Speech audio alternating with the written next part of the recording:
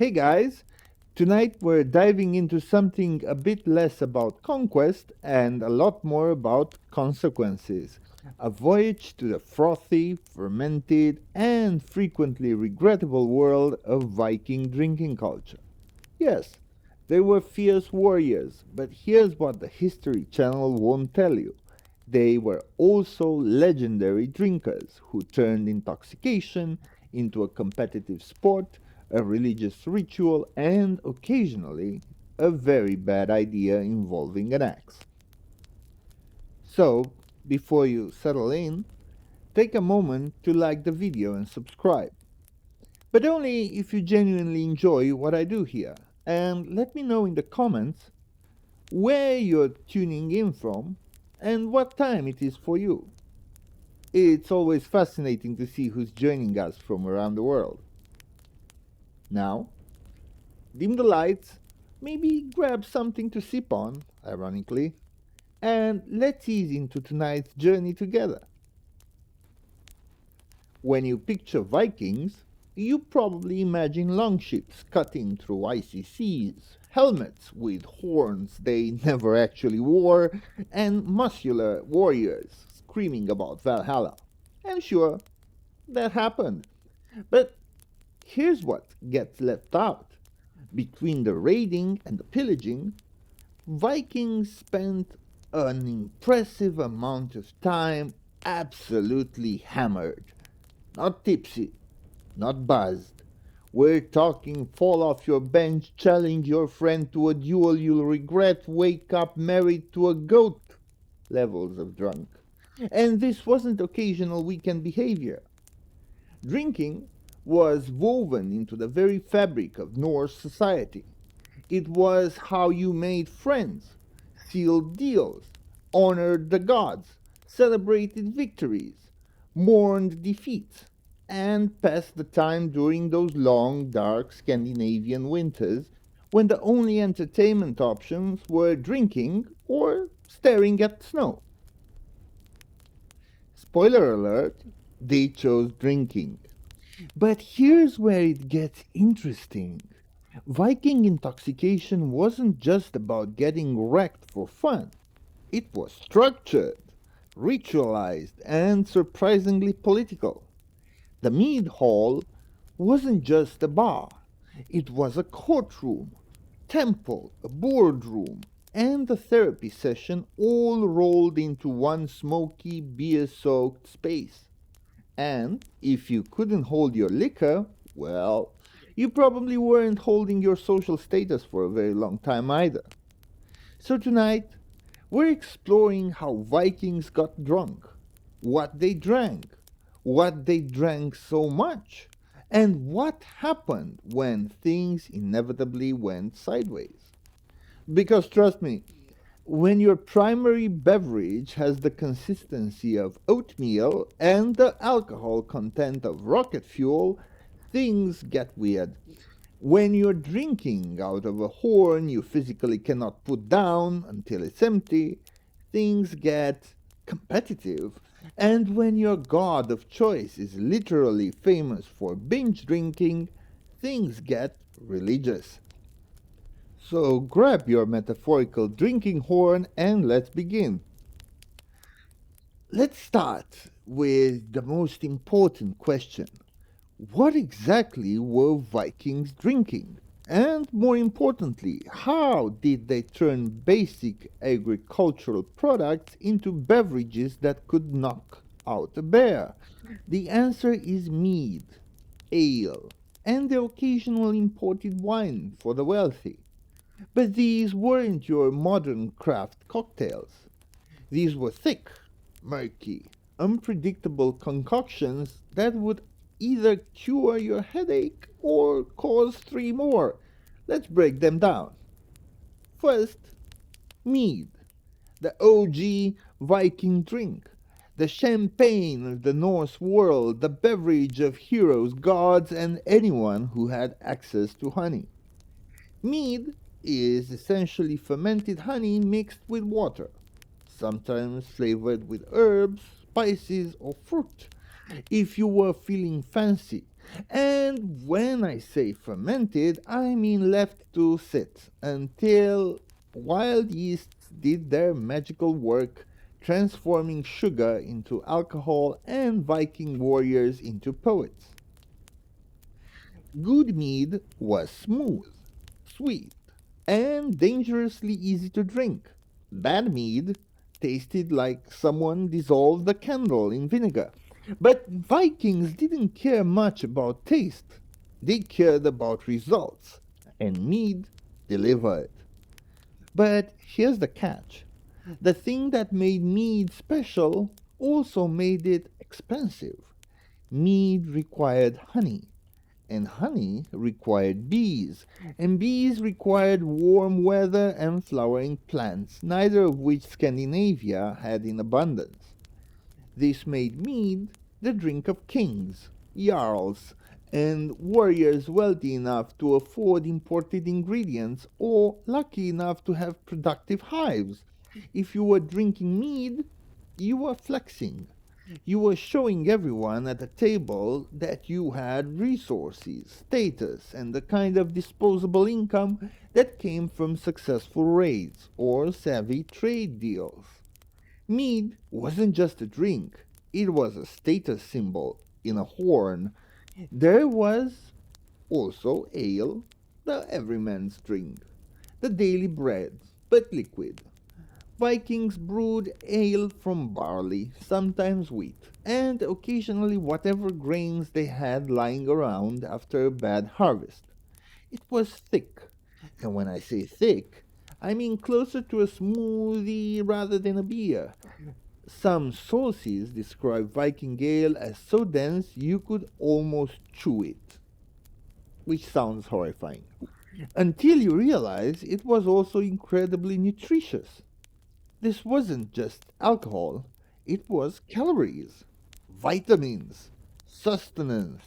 In a world where food security was a gamble and winters could kill you, ale was survival juice with a buzz. Brewing ale was women's work, which tells you everything about how essential it was. Viking women weren't just brewing for fun, they were running small scale fermentation operations that kept entire households fed and functional. The brewing process involved malting the grain, mashing it with hot water, adding herbs for flavor, think yarrow, juniper, bog myrtle, and then letting it ferment. The result was a cloudy, yeasty, slightly sour beverage that was consumed fresh because it went bad quickly. You didn't age Viking ale. You drank it before it turned into something legally classified as a biohazard.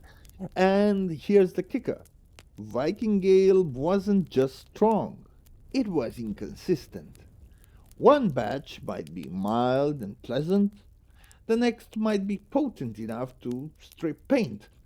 There was no quality control, no alcohol percentage labels, no Yelp reviews. You drank what the brewmaster made and you hoped for the best.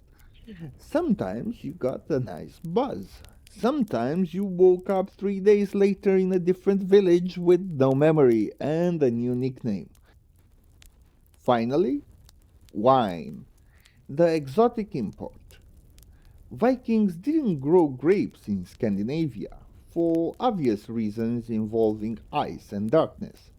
So wine had to be brought in from warmer climates, southern Europe mainly. This made wine rare and expensive, reserved for the wealthiest Vikings or special occasions. Drinking wine was like driving a luxury car. It said, I have trade connections, disposable wealth, and refined tastes.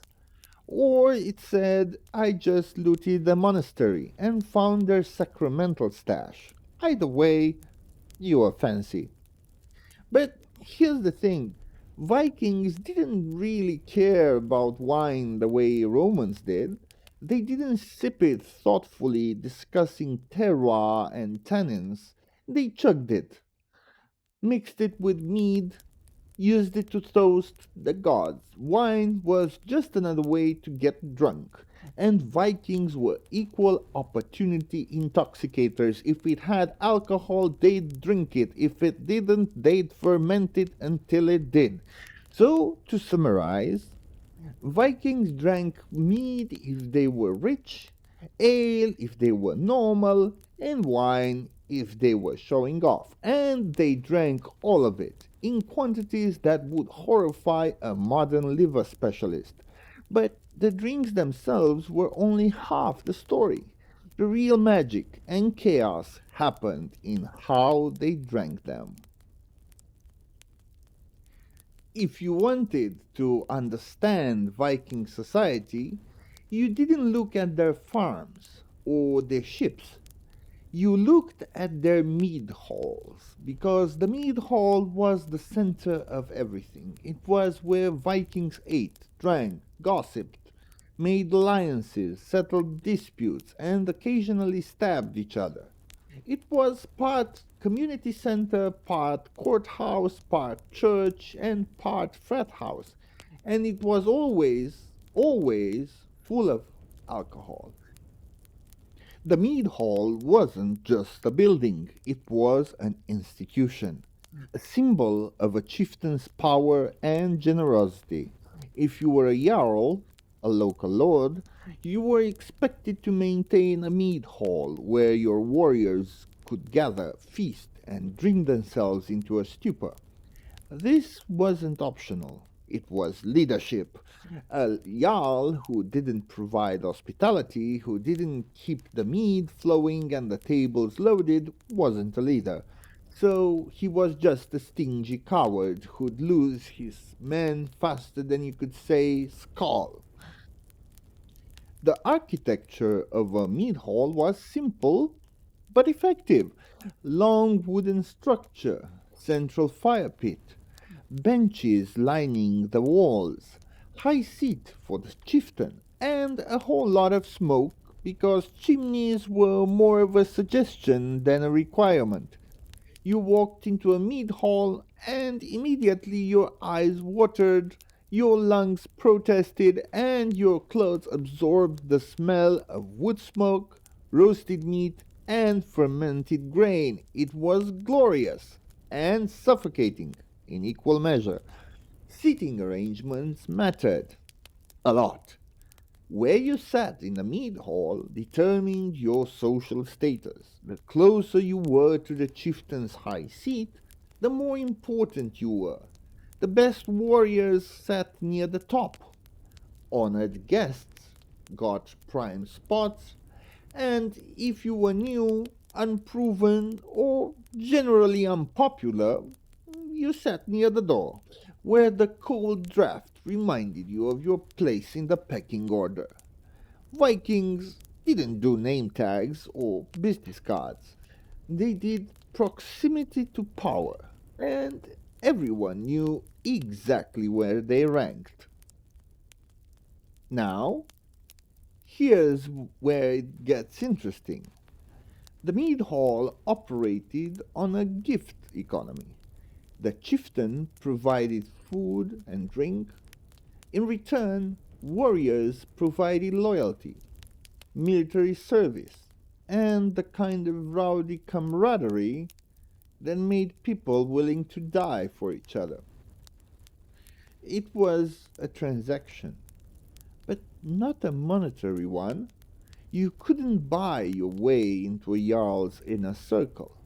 You earned it through bravery, skill, and your ability to drink heroic amounts without embarrassing yourself, or at least without embarrassing yourself too much.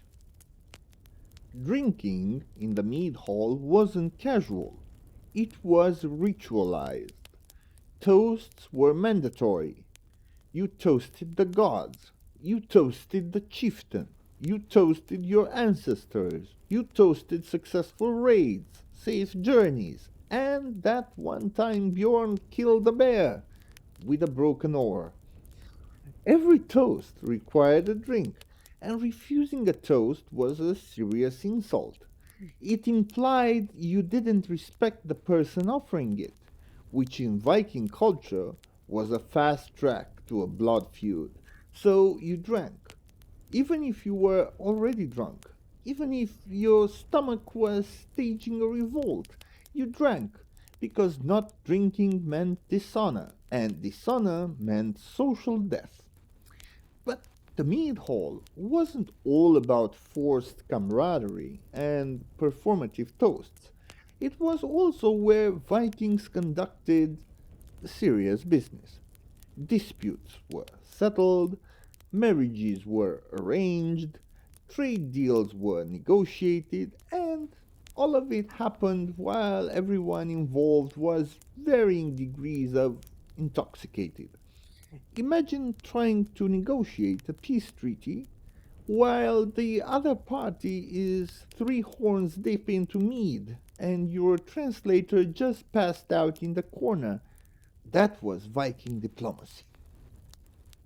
Legal cases were also heard in the mead hall, which is terrifying when you think about it. Someone accuses you of stealing their sheep. You deny it. Witnesses are called, arguments are made, and the whole time everyone's drinking.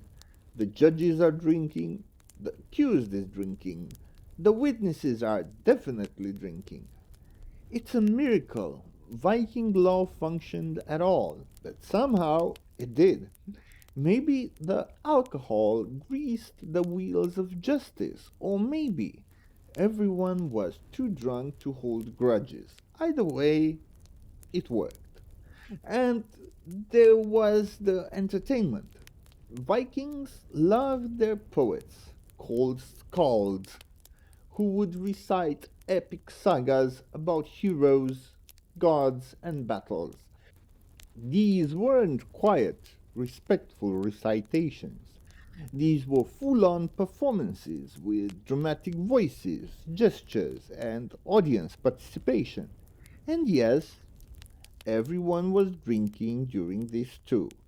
The skald drank to loosen his tongue, the audience drank to appreciate his art, and by the end of the night, half the hall was weeping over the tragic death of a fictional hero, while the other half was trying to reenact the battle scenes using furniture.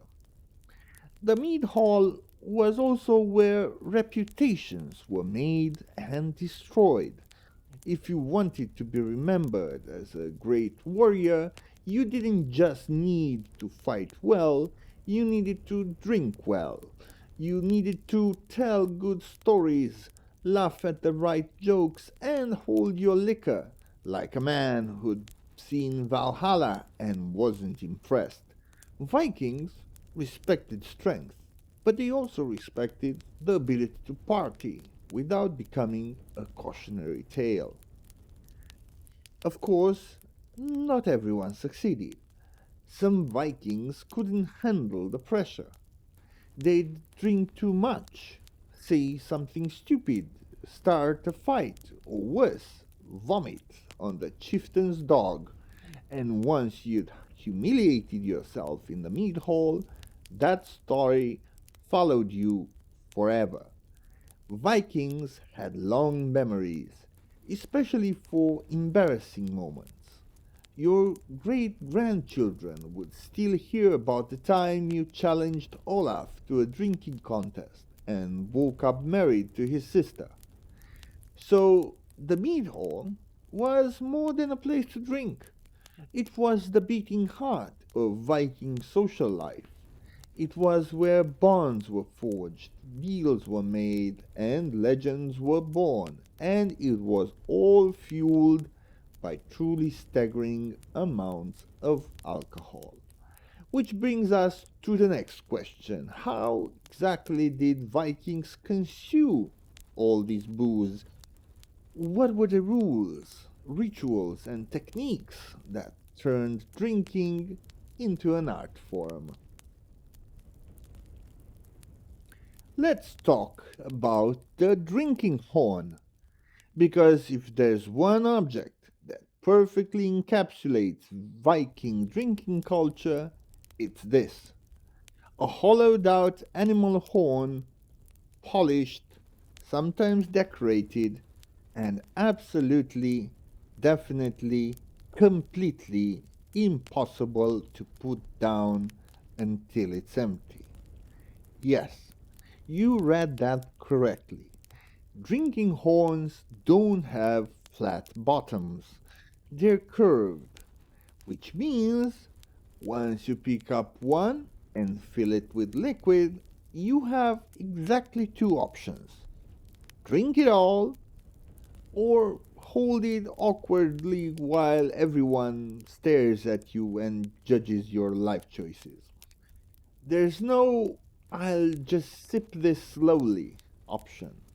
There's no "I'll set it down and finish it later" option. It's all or nothing, and the Vikings knew exactly what they were doing when they designed it that way. The drinking horn was a social weapon, a peer pressure device, disguised as tableware. Imagine someone hands you a horn filled with mead. You can't refuse, because refusing a drink is an insult. You can't set it down because physics, and you can't drink slowly because everyone's watching and waiting for you to finish. So the next person can have their turn. You're trapped in a liquid prison of your own cultural obligations. And the horns weren't small. We're not talking shot glasses here. A typical Viking drinking horn could hold anywhere from half a liter to a full liter of liquid. That's roughly 2 to 4 modern beers worth of mead or ale, consumed in one continuous chug. And remember, Viking mead was strong, Viking ale was thick. You weren't just drinking, you were enduring. But here's the genius of it: the drinking horn turned consumption into a spectator sport. When someone lifted a horn to their lips, everyone else stopped what they were doing to watch. Would they finish it? Would they choke? Would they spill it down their beard and shame their ancestors? The suspense was real, and the societal stakes were high. Finishing your horn cleanly earned you respect. Struggling through it earned you mockery. Failing to finish it earned you a reputation as weak, which in Viking society was worse than being bad at fighting. The horns were also used in ritualized toasting, which added another layer of complexity. The chieftain would raise his horn and make a toast. Everyone else had to raise theirs in response. Then everyone drank. Then someone else would make a toast, and the cycle continued until either the ale ran out or people started falling over. Toasts weren't quick affairs either. They involved long speeches about honor, bravery, the gods, and that time someone's cousin killed a wolf with his bare hands. By the time the actual drinking started, your arms were tired from holding the horn aloft, which made the drinking even harder. Some Vikings tried to cheat the system. They'd pretend to drink more than they actually did. They'd spit some back into the horn when no one was looking. They'd claim the horn was leaking.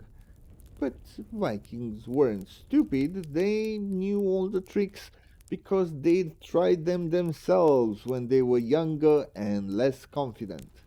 Getting caught cheating was humiliating. It was better to just embrace the suffering and drink the damn horn. The horns themselves varied in size and decoration based on your status. A chieftain might have a massive horn elaborately carved and trimmed with metal that held enough liquid to incapacitate a small army. A common warrior might have a simpler horn, functional but unadorned, and a thrall, a slave, probably didn't get a horn at all. They got a wooden cup if they were lucky, and a very clear reminder of their place in society if they weren't. There's also the question of what animal the horns came from. Cattle, mostly. Oxen, specifically, because they had the biggest horns. But there are accounts of Vikings using horns from aurochs, the massive wild cattle that roamed Europe before going extinct. An auroch horn could hold an absurd amount of liquid, and drinking from one was a statement. It said, I'm not just drinking, I'm conquering nature, one gulp at a time. The drinking horn also played a role in religious rituals. During blots, sacrificial feasts dedicated to the gods, horns were filled with mead and passed around as offerings. You'd drink to Odin, the All Father. You'd drink to Thor, the Thunder God. You'd drink to Freya, the goddess of love and war. And each drink was both a tribute and a communion. You weren't just honoring the gods, you were inviting them to drink with you, because in Norse mythology, the gods loved alcohol almost as much as Vikings did. And speaking of the gods, let's talk about the most famous drinking story in Norse mythology, the tale of Thor's visit to the giant Udgrada Loki. Thor, being Thor, accepted a challenge to drink from a horn, just one horn. How hard could it be? Except the horn was enchanted. It was connected to the ocean, and no matter how much Thor drank, and he drank a lot, the level barely dropped. Thor, the god of thunder, the strongest being in the cosmos, couldn't finish a drinking horn. He was humiliated. The giants laughed. And the moral of the story, according to Vikings, was that even gods struggle with drinking culture, so don't feel bad if you can't keep up. The drinking horn was more than a cup, it was a test, a symbol, a way to separate the strong from the weak, the brave from the cowardly, the fun from the boring, and it ensured that Viking drinking culture remained competitive, exhausting, and absolutely unforgettable. But horns were just the delivery systems. The real question is, why did Vikings drink so much in the first place? What was it about Norse culture that made intoxication not just acceptable, but expected? Vikings didn't drink just because they enjoyed it, though they definitely did. They drank because their entire worldview, from religion to social structure, actively encouraged it. Let's break down the reasons why Viking society ran on alcohol. First, religion. Norse mythology is full of drinking. The gods drink, the heroes drink, even the afterlife involves drinking. Valhalla, the warrior's paradise, is literally described as an eternal feast where warriors fight all day and then drink all night. That's the reward for dying bravely in battle. Not peace, not rest, unlimited mead and rowdy companionship. Forever. If your idea of heaven is a non-stop party, you're thinking like a Viking. Odin, the chief god, was famous for his love of mead. In fact, there was an entire myth about how Odin stole the mead of poetry, a magical beverage that granted wisdom and eloquence to anyone who drank it. Odin seduced a giantess, tricked her father, transformed into an eagle, and flew away with the mead in his stomach, which he then vomited into jars back in Asgard. Classy. But the point is, even the gods valued alcohol enough to scheme and steal for it. If Odin himself was willing to commit theft and mild bestiality for mead, clearly drinking was a divine activity. Thor, the most popular god among common Vikings, was also a legendary drinker. We've already mentioned his failed attempt to drink the ocean, but that wasn't his only drinking exploit. Thor was constantly getting into alcohol fueled adventures. He drank at weddings, he drank at feasts, he drank before, during, and after battles, and Vikings loved him for it. Thor was strong, brave, and fun at parties, which he was the ultimate role model for anyone who wanted to emulate, to smash things, and then toast to their victory.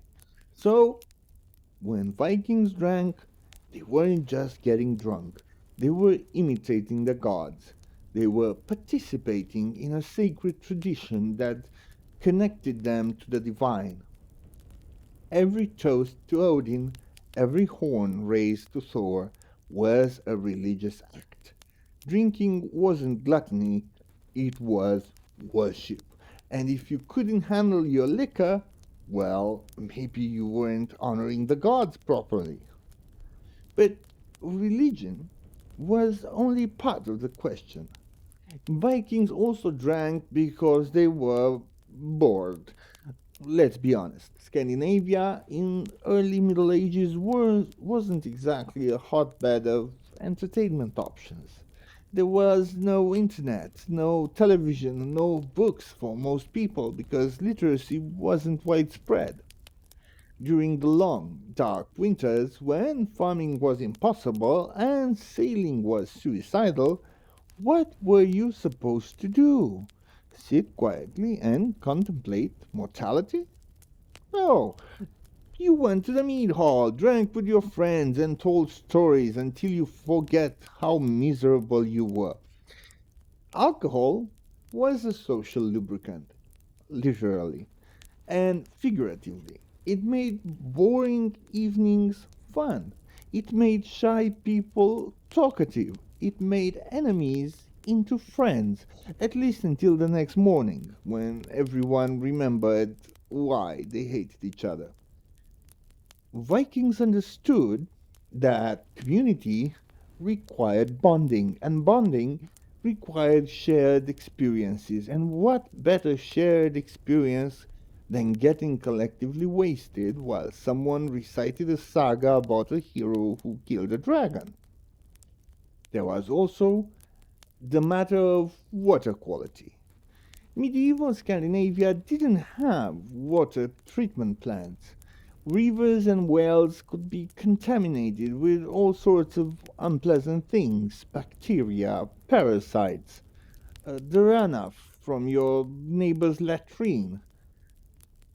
Drinking untreated water was a gamble, but alcohol killed germs.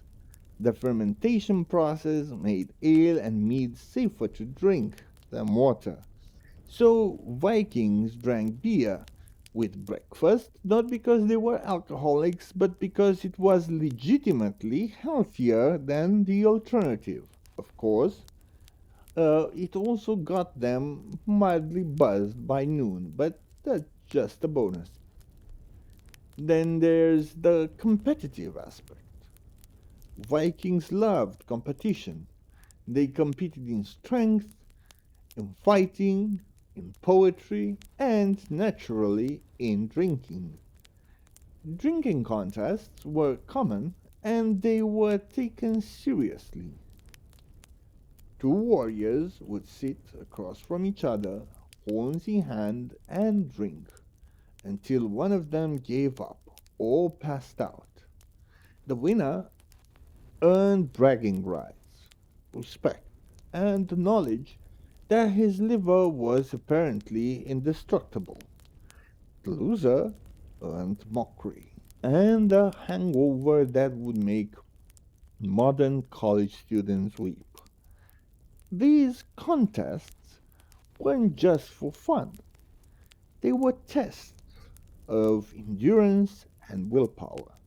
If you could drink your opponent under the table, it proved you were stronger, tougher, more disciplined. It showed you could endure suffering without breaking, which was a valuable trait in a culture that valued stoic heroism. Vikings believed that how you handled yourself while drunk revealed your true character. A man who stayed composed and honorable even when intoxicated was trustworthy. A man who became violent or weepy was not. Drinking also played a role in diplomacy and alliance building. When two groups met to negotiate, they drank together. Sharing a horn was a gesture of trust. It said, "We're not enemies right now, we're companions." And the more you drank together, the more bonded you became, at least in theory. In practice, negotiations could go sideways fast if someone got too drunk and said something offensive. But that was the risk you took when combining politics and alcohol. There was also a pragmatic reason for heavy drinking. Vikings knew that life was short, brutal, and uncertain. You could die in battle, you could die from disease, you could die from farming accident, a shipwreck, or just bad luck. So why not instead enjoy yourself while you could? Why not feast and drink and laugh with your friends because tomorrow you might be dead? This wasn't nihilism, it was realism. Vikings understood mortality and they responded by living intensely in the moment.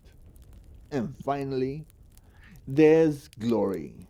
Vikings were obsessed with glory. They wanted to be remembered. They wanted their names to live on in sagas and songs. And what's more memorable than epic drinking stories? The time Ragnar outdrank 12 men and still walked home. The time Thork challenged the Jarl to a contest and won, despite being half his size. These stories became legends. They were told and retold, embellished and exaggerated until the participants became larger than life. Drinking wasn't just about getting drunk, it was about creating a legacy.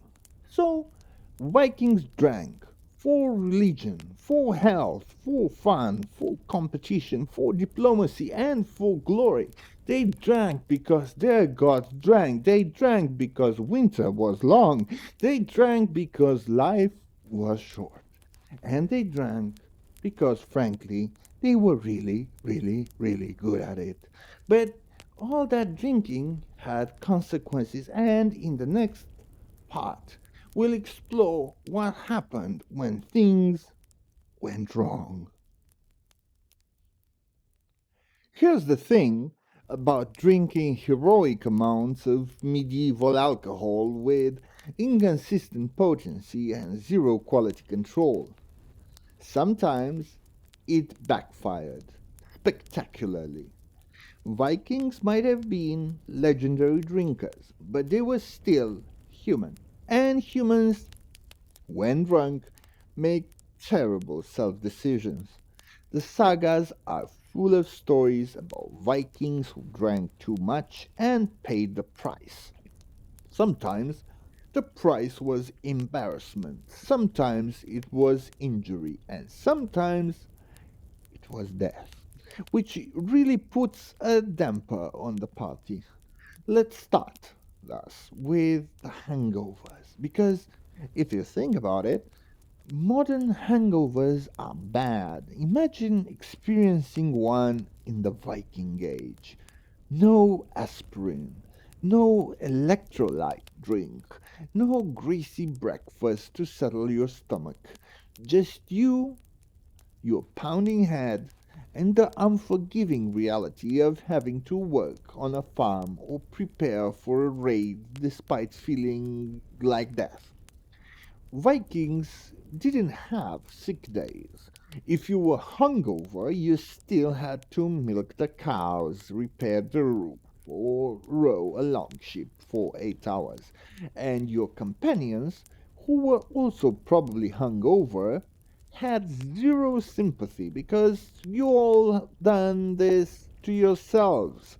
The remedies Vikings used for hangovers were, let's say, creative.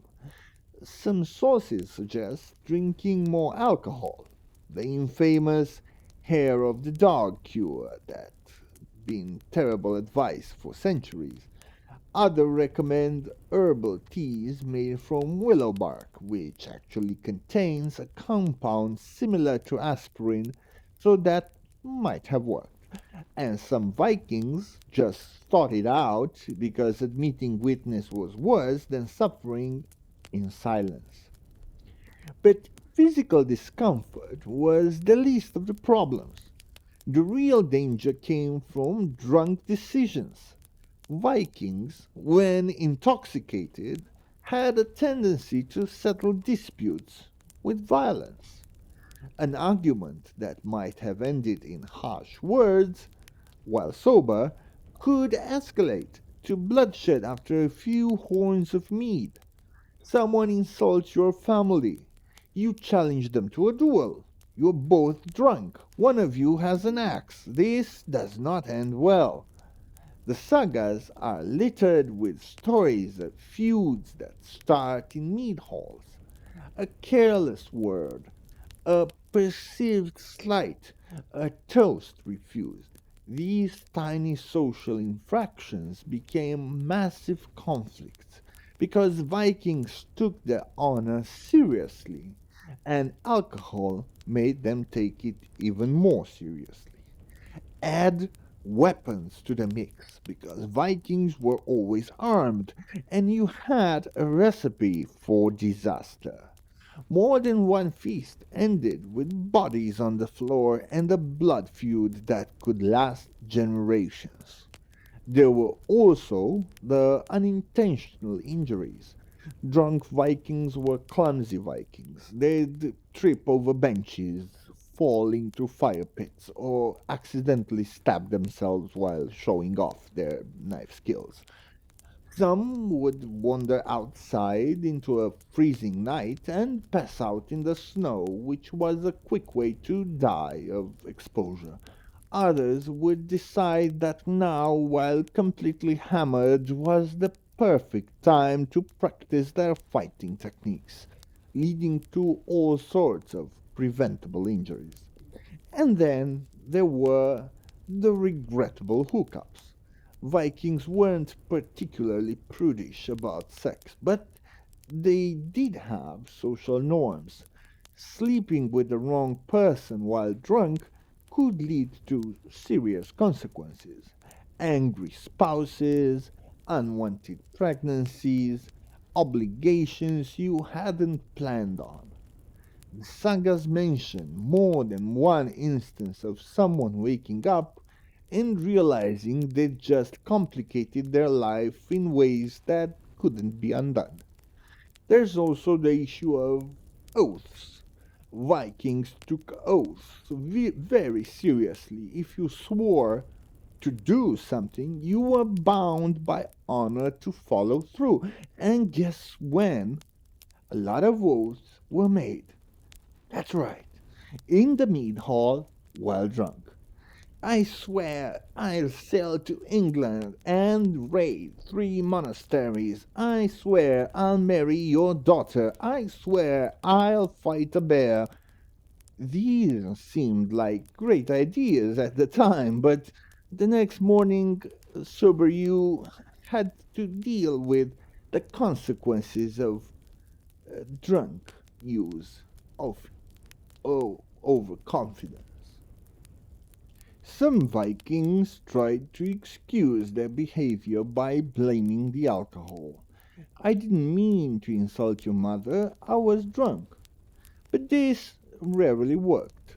Viking culture had people responsible for their actions drunk or sober. In fact, being drunk might make things worse because it showed you lacked self control. A true warrior was supposed to hold his liquor without losing his composure or his honor. There were also the rare but memorable incidents of alcohol poisoning. When your drink is unregulated and your culture encourages excessive consumption, sometimes people died. They drink too much, too fast, and their bodies just gave up. This was seen as shameful because it meant you'd fallen at something Vikings were supposed to be good at. Dying in battle? Honorable? Dying of mead? Embarrassing. But perhaps the worst consequence of Viking drinking culture was the long term health effects that they didn't understand. Liver diseases, gum diseases from sugary mead, malnutrition from consuming too many calories from alcohol and not enough from actual food. Vikings didn't have medical science to explain why some people got sick and died young, so they just accepted it as fate. But in reality, the drinking culture that brought them so much joy was also slowly killing them. Despite all this, Vikings didn't stop drinking. They couldn't. It was too ingrained in their culture. Instead, they developed social mechanisms to minimize the damage.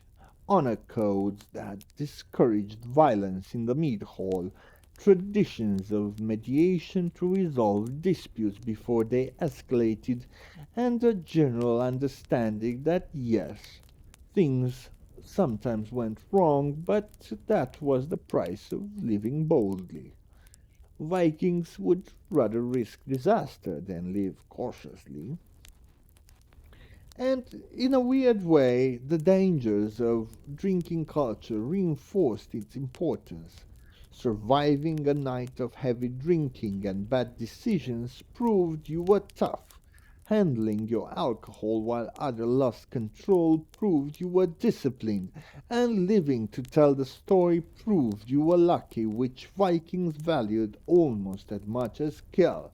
The chaos wasn't a bug, it was a feature. So, we've covered what Vikings drank, where they drank, how they drank, why they drank, and what happened when it all went sideways. But here's the final question. Did any of this matter beyond Scandinavia? Did Vikings drinking culture have a lasting impact, or was it just a quirky historical footnote about people who liked to party? Turns out it mattered a lot. First, let's talk about language. In the English word toast, comes from an old tradition of putting spiced toast in wine or ale to improve their flavor. But the practice of raising a glass and making a formal declaration, that's Viking. The Norse brought their toasting traditions with them when they raided, traded, and eventually settled in England, Ireland, Scotland, and beyond. The ritual of clinking glasses, saying cheers or skål, and drinking in unison, Viking legacy. Every time you toast at a wedding or a party, you're participating in a tradition that started in a smoky mead hall 1,000 years ago. Vikings also influenced brewing practices across Northern Europe. Their techniques for making ale using local grains and herbs became the foundation for later cultures in Germany, England, and the Low Countries. The idea that beer could be thick, nutritious, and consumed daily, Viking concept. Medieval European brewing owes a debt to Norse traditions, even if no one wants to admit it, because Vikings also burned down a lot of monasteries. Then there's the social aspect. The Viking Mead Hall evolved. The medieval Great Hall, which became the pub, which became the bar. The idea of a communal drinking space where people gather to socialize, make deals, and bond over alcohol. That's a direct line from Viking culture to modern nightlife. Your local bar is spiritually descendant from a Norse mead hall, minus the smoke and the swords, probably minus the swords. Viking drinking culture also influenced literature. The sagas, those epic tales of heroes and gods, were often recited in mead halls while people drank. This oral tradition of storytelling combined with alcohol consumption shaped how stories were told for centuries. The bard in the tavern, the poet in the pub, these figures are literally descendants of the Vikings called, and the stories themselves, full of bravery, honor, and consequences, reflect the values of a drinking culture that rewarded boldness and punished weakness. There's also the romanticization of Viking drinking in modern pop culture. Movies, TV shows, video games, they all depict Vikings as hard drinking warriors who live life to the fullest. And while this is partially accurate, it's also a sanitized version. Modern media loves the fun parts of Viking drinking, the camaraderie, the feasts, the horns raised to the sky, but it glosses over the violence, the hangovers, and the social pressure that made drinking less of a choice and more of a survival strategy. The drinking horn itself has become a symbol. You can buy a modern replicas online. They show up at Renaissance fairs, Viking festivals, and themed bars. People use them for parties, for weddings, for toasting, in ways that have nothing to do with actual Norse culture. The horn has been transformed from a functional object into kitsch symbol of Vikingness, which Vikings would probably find hilarious or insulting, hard to say. But beyond the aesthetic legacy, there's a deeper cultural impact. Viking drinking culture embodied a specific worldview. Life is short, uncertain, and often brutal. So gather your people, drink deeply, and make memories worth retelling. This philosophy, whether expressed through mead or metaphor, has influenced how Western culture thinks about celebration, community, and living boldly. The idea that It's better to go out in a blaze of glory than to fade quietly. That's Viking. The idea that shared hardship and shared joy create unbreakable bonds. Viking. The idea that your reputation matters more than your comfort. Absolutely Viking. Of course, not all of this legacy is positive. Viking drinking culture also normalized excessive consumption, competitive drinking, and using alcohol to prove your worth. These attitudes persist today, especially in cultures with Norse heritage. The Scandinavian countries have complex relationships with alcohol, combining hard consumption rates with strict regulations and social stigma. It's as if the region is still wrestling with the ghost of its Viking ancestors, trying to balance the tradition of drinking with the reality of its consequences. There's also the question of historical accuracy versus mythology. Much of what we know about Viking drinking comes from sagas, written centuries after the fact, often by Christian monks who had their own biases. How much of Viking drinking culture was real and how much was exaggerated or invented? We'll never know for certain, but the fact that the stories survived, that they were told and retold until they became part of our collective imagination, says something about their power. In the end, Viking drinking culture wasn't just about alcohol, it was about identity, it was belonging to a community that valued strength, loyalty, and the courage to live loudly in a world that could end at any moment. The mead hall was a sanctuary. The drinking horn was a challenge. The toast was a prayer. And the hangover was a reminder that even heroes suffer consequences. So the next time you raise a glass, think about the Vikings. Think about the warriors who drank from horns they couldn't put down. Think about the chieftains who built their power on generosity and mead. Think about the gods who loved alcohol as much as their followers did. And think about the fact that thousands years later we're still fascinated by a culture that turned getting drunk into an art form, a religion, and a legacy. Because in the end, Vikings didn't just drink to forget, they drank to remember who they were, who they wanted to be, and who would tell their stories when they were gone. And if that's not worth a toast, I don't know what is. Mm. Skull.